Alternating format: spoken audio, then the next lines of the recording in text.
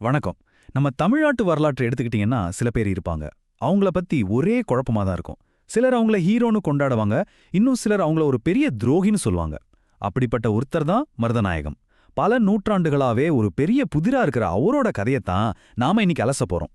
அப்போ நேரடியா விஷயத்துக்கு வந்துடுவோம். மருதநாயகம் ஒரு ஹீரோவா இல்ல ஒரு துரோகியா? இந்த ஒரு கேள்விதான் அவரோட முழு வாழ்க்கையமே சுத்தி நிக்குது. ஒரு பக்கம் பார்த்தா இந்தியாவோட முதல் சுதந்திர போராட்ட வீரர்னு கொண்டாடுறாங்க. இன்னொரு பக்கம் பார்த்தா அதிகாரத்துக்காக எதையும் செய்யற ஒரு துரோகின்னு சொல்றாங்க. இதுல எதுங்க உண்மை? இந்த பெரிய கேள்விக்கு பதில் கண்டுபிடிக்கிறதுக்கு முன்னாடி நாம கொஞ்சம் டைம் டிராவல் பண்ணி பின்னாடி போகணும். முதல்ல யார் இந்த மருதநாயகம்? அவரோட கதை எங்க இருந்து ஆரம்பிச்சுது? வாங்க அவரோட ஆரம்ப காலத்திலிருந்து தொடங்குவோம். அவரோட முழு பேரு மருதநாயகம் பிள்ளை.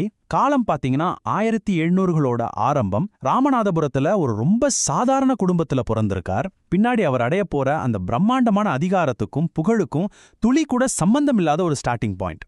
அப்போ எப்படி ராமநாதபுரத்துல பிறந்த ஒரு சாதாரண பையன் எப்படி தென்னிந்தியாவோட தலைவிதியே மாத்தி எழுதுற அளவுக்கு ஒரு பெரிய சக்தியா மாறினார்? அந்த அசுர வளர்ச்சியை பத்தி தான் இப்ப பார்க்க போறோம். இங்க பாருங்க, இந்த டைம்லைன் அவரோட வளர்ச்சிய அப்படியே கண்ணு முன்னாடி காட்டுது. 1750கள்ல ஒரு சாதாரண சோல்ஜரா சேர்றார். அடுத்த கொஞ்ச வருஷத்திலேயே அவரோட மிலிட்டரி டேலண்டால அடுத்தடுத்து ப்ரொமோஷன் வாங்குறார்.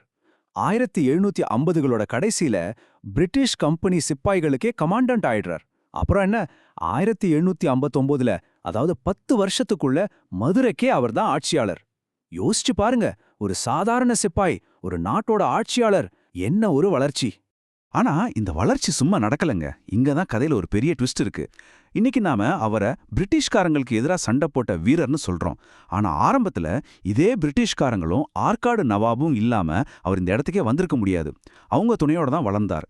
தனக்கு ஏனியா இருந்தவங்களையே எதிர்த்தார் பாருங்க. அதுதான் வரலாறுல இருக்கிற விசித்திரம். சரி, ஒரு தளபதியா அவரோட வளர்ச்சிய பார்த்தோம். ஆனா ஒரு ஆட்சியாளரா அவர் எப்படி இருந்தார்? ஏன் நிறைய பேர் அவர் ஒரு சூப்பர் அட்மினிஸ்ட்ரேட்டர்னு சொல்றாங்க? வாங்க அவரோட ஆட்சியோட இன்னொரு பக்கத்தை பார்க்கலாம். ஒரு ரூலரா அவர் வெறும் போற பத்தி மட்டும் யோசிக்கல. இங்க பாருங்க, அவர் ஒரு திறமையான நிர்வாகியாவும் இருந்திருக்காரு. விவசாயம் நல்லா வரணும்னு சொல்லி அணைகள், கால்வாய்கள் கட்டியிருக்காரு. வியாபாரம் பெருகணும்னு அதுக்கு தேவையானதை செஞ்சிருக்காரு. எல்லாருக்கும் நியாயம் கிடைக்கணும்னு ஒரு நீதி அமைப்பை கொண்டு வந்திருக்காரு. முக்கியமா அவரோட ஆட்சியில லா அண்ட் ஆர்டர் ரொம்ப ஸ்ட்ரிக்டா இருந்துச்சு. இதனாலேயே நிறைய பேர் அவரை ஒரு மக்கள் தலைவரா பார்த்தாங்க. ஆனா ஒரு நாணயத்துக்கு ரெண்டு பக்கம் இருக்கிற மாதிரி அந்த இரும்பு கரத்துக்கும் ஒரு இருண்ட பக்கம் இருந்துச்சு. தப்பு செஞ்சவங்களுக்கு அவர் கொடுத்த தண்டனைகள் ரொம்பவே கொடூரமா இருந்துச்சுன்னு சொல்றாங்க. இதனால மக்கள் மனசுல மரியாதை மட்டும் இல்ல, ஒருவித பயமும் இருந்துச்சு. இங்கேதான் இந்த கேள்வி மறுபடியும் வருது. மருதநாயகம் ஒரு பாதுகாவலரா இல்ல ஒரு கொடுங்கோலரா? இப்பதான் இந்த கதையோட முக்கியமான டேர்னிங் பாயிண்ட்டுக்கு வரும். யார் அவருக்கு அதிகாரம் கொடுத்தாங்களோ அவங்களுக்கு எதிராக அவர் திரும்பின அந்த தருணம். அடுத்து அவர் செஞ்சதை யாருமே கனவுல கூட நினைச்சு பார்த்திருக்க மாட்டாங்க. பிரிட்டிஷ் நவாப் இவங்க எல்லாரோட கட்டுப்பாட்டையும் தூக்கி எறிஞ்சிட்டு இனி மதுரைக்கு நான் தான் சுதந்திரமான அரசன்னு அறிவிச்சிட்டார். அந்த ஒரே ஒரு அறிவிப்பு இந்திய வரலாற்றுல அவரோட பேரை நிரந்தரமா எழுதி வச்சிருச்சு.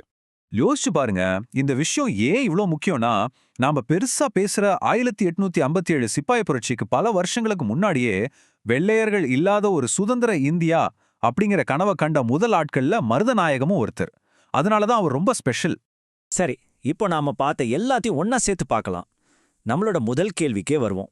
ஏன் இந்த விவாதம் இன்னைக்கு வரைக்கும் முடியாம போயிட்டே இருக்கு? இந்த டேபிள் இந்த விவாதத்தோட ரெண்டு பக்கத்தையும் ரொம்ப தெளிவா காட்டுது. அவரை ஹீரோன்னு சொல்றவங்க என்ன சொல்றாங்க? அவர் ஒரு முன்னோடி, சுதந்திர போராட்ட வீரர், ஒரு நல்ல நிர்வாகின்னு சொல்றாங்க. ஆனா அவரை துரோகின்னு சொல்றவங்களோட வாதம் என்ன?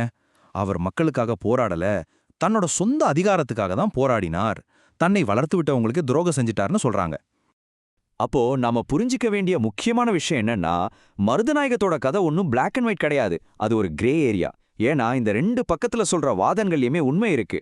அதுதான் அவரை பத்தின இந்த விவாதத்தை இன்னைக்கும் சுவாரஸ்யமா வச்சிருக்கு. அப்போ சரித்திரம் அவரை எப்படி ஞாபகம் வச்சுக்கணும்?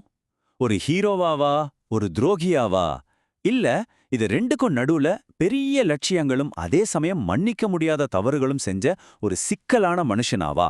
இந்த கேள்விக்கான பதில நான் உங்ககிட்டயே விட்டுடுறேன். நீங்க என்ன நினைக்கிறீங்க?